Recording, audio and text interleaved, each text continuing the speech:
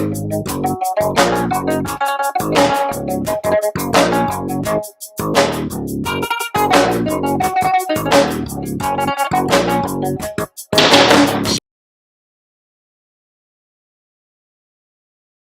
donc, attitude naturelle, si vous aviez vu arriver l'attaque, s'il avait pris un peu de distance, vous auriez pu de suite vous mettre en garde et opérer une défense plus logique qui consisterait à se placer en garde par rapport à un adversaire dangereux.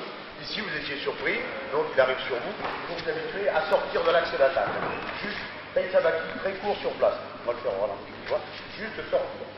Bien entendu, à droite ou à gauche, hein, c'est évident, hein, selon la porte que vous trouvez la plus facile. Alors, ça sera donc notre premier éducatif.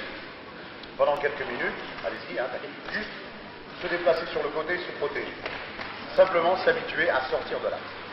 D'accord? Allez, on se met par deux et on travaille ça.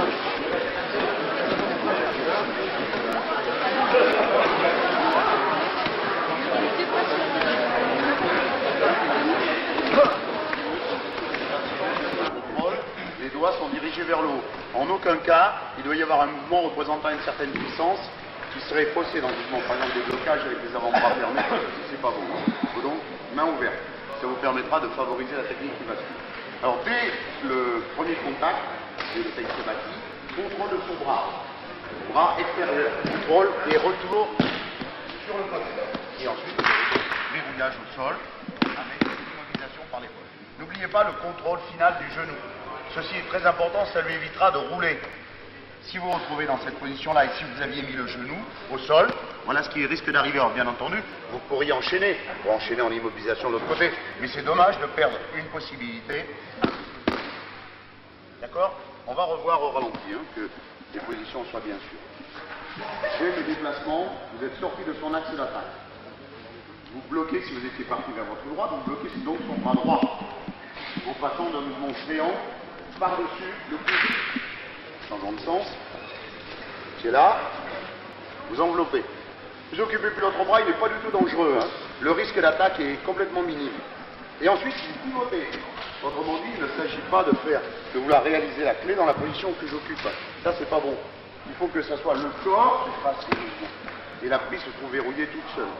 Amenez au sol en puissance, verrouillage et genoux dans le dos. Allez. Solutions peuvent se présenter. S'il a les bras, s'il cherchait par exemple à vous étrangler, ce qui est un petit peu sa position, le mouvement sera donc pour lui avec les bras rapprochés. Vous avez les bras, votre bras à vous extérieur qui est complètement par-dessus le sien. Au contraire, s'il a cherché à vous encercler, souvent vous allez vous retrouver dans cette position-là. Ça ne change absolument rien au mouvement. Le but étant soit de passer par-dessus les bras et de travailler sur un seul bras, soit de contrôler les deux bras de l'adversaire, contrôler les deux bras et puis passer l'autre côté. Hein, on est bien d'accord. Donc, quel que soit son mouvement, bras rapproché ou bras écarté, vous serez en train de travailler à l'opposé, sur le bras opposé à votre déplacement. Bon, deuxième conseil, vous êtes arrivé donc dans cette position-là, la main qui est du côté du poignet, certains étaient en train de se mélanger un petit peu, ce qui est un peu normal quand on est habitué, la main qui est du côté du poignet, elle va saisir ce poignet, ce qui est logique. L'autre ne fera que dérouiller la clé. Donc vous êtes là, vous êtes le bras qui est du côté du visage, il enveloppe.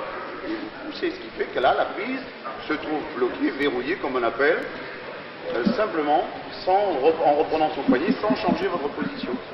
Là, et là. Alors lorsqu'il se trouve dans cette position, s'il est très dangereux, pas de problème, mais ça il faut l'éviter, mais si on ne peut pas faire autrement, ça va vous pousser un peu avec les bras et vous donner un coup de genou au visage. Bien entendu, c'est extrêmement dangereux et ça ne se justifie pas toujours. Il vaut mieux l'amener en mouvement tournant. Vous déplacez en Taï Sabaki en reculant. Hein. Alors vous allez le refaire encore quelques derniers moments, étant presque pris, de vous déplacer, vous allez vous retrouver un peu de profil. Vous voyez, vous êtes surpris, vous êtes en train de regarder quelque chose, il vous encercle, ça veut dire encercler, c'est vous retrouver comme ça. Alors là, il a réussi à vous encercler, il est très fort.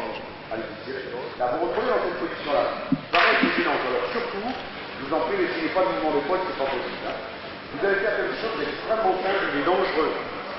Alors, comme vous avez des ceintures supérieures, ça va vous prendre votre responsabilité. Vous gardez votre position de base. Vous allez descendre votre jambe et la main du côté adversaire, en l'occurrence sur la main droite, va mettre vers son genou. Je déplace mon pied côté arche, c'est-à-dire droit à droite. On reprend. Vous la serrez, on dit que vous ramenez à lui, c'est pas de m'éloigner. automatiquement, quand vous avez réussi à faire ça, vous avez gagné. Voilà, vous vous retrouvez dans cette position-là. Vous notez que vous êtes placé perpendiculaire à son axe, ceci est très important. Votre main continue à contrôler la jambe sans chercher à saisir, ça ne sert à rien, et le pied va balayer. C'est-à-dire que vous balayez, si vous tombez automatiquement avec, obligé, hein, parce qu'il y a quand même un élément dynamique de votre corps, mais il vous sert d'amortisseur. On va le refaire tranquillement. Hein. Donc vous avez été surpris. Et vous aviez pivoté. Il se retrouve dans cette position-là. La main, le pied. Dès que vous avez contrôlé, le fauchage, ne pensez pas pousser. Il faut supprimer. Il tombe à vous. Lui vous servant d'amortisseur, aucun problème. Après, ce sera à vous débrouiller. D'accord? Allez, on y va. Les bras battus pour contrôler et ensuite, bon, d'accord? Messieurs Ruze et Moreau de l'île de France sont attendus. Par l'arrière. Alors, quelle que soit la position, on va encore prendre un mouvement que vous connaissez peut-être, mais là aussi qui est extrêmement dangereux, qu'on ne fait jamais travailler à des ceintures inférieures, parce que ça demande un contrôle très très important de l'articulation du genou.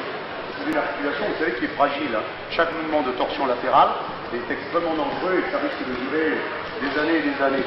Alors donc, le sachant, en danger de mouvement, vous le faites avec une certaine sobriété. Hein. On va supposer que vous avez été surpris, vous vous encerclez par l'arrière, ou vous encerclez sur le côté, peu importe, après vous retrouvez dans une position comme j'occupe actuellement, ou même éventuellement sous les bras. C'est pareil. Alors on va prendre la position la plus difficile, c'est celle-là, encerclée à bras le corps. Là vous êtes complètement sourdé, c'est la bête, vous sentez qu'il n'y a rien à faire. Vous allez là aussi descendre sur vos jambes et en gardant votre stabilité maximale avec le poids du corps, l'idée de pousser sur le haras, sur le centre de gravité. Vous descendez. Vous descendez en poussant un petit peu et vous allez contrôler ses bras. Je descends, je passe ma jambe. Là, ça ne m'offre aucune difficulté. Hein. Jambe droite, jambe gauche, on peut toujours passer une jambe derrière les siennes. Et cette fois-ci, vous n'essayez plus de soulever, vous essayez simplement de déplacer. Quand je dis essayer, on arrive à tous les coups. Vous allez déplacer votre genou vers l'extérieur, c'est le secret du mouvement. Regardez bien mon pied, hein. Très très sobre comme technique et super efficace. Je déplace mon pied qui vient bloquer sa chaîne. Et là. Il résiste bien, regardez la position, hein. Il est très puissant. Vous passez votre jambe. Mon pied est perpendiculaire au sien. Mon genou, pour l'instant, est à l'intérieur. C'est le genou droit, celui-ci, qui va faire le travail. Simplement, il y a un transfert du poids du corps, vous déplacez sur le côté. Si votre adversaire résiste au maximum, il y a luxation du genou parce qu'il est bloqué. Si il se sent embarqué, en général, il vous lâche parce que ça lui fait très mal. Mais si vous ne lâche pas, c'est super. Alors là, vous tombez dessus, ça aggrave le truc. Hein, c'est un technique très très très efficace, très très puissante. Hein. Alors donc on va la répéter parce qu'elle est super simple. Hein. Le tout c'est de faire attention de ne pas perdre l'équilibre, de ne pas tomber avec. Contrôler, passer la jambe. Juste passer. Vous voyez ? Allez.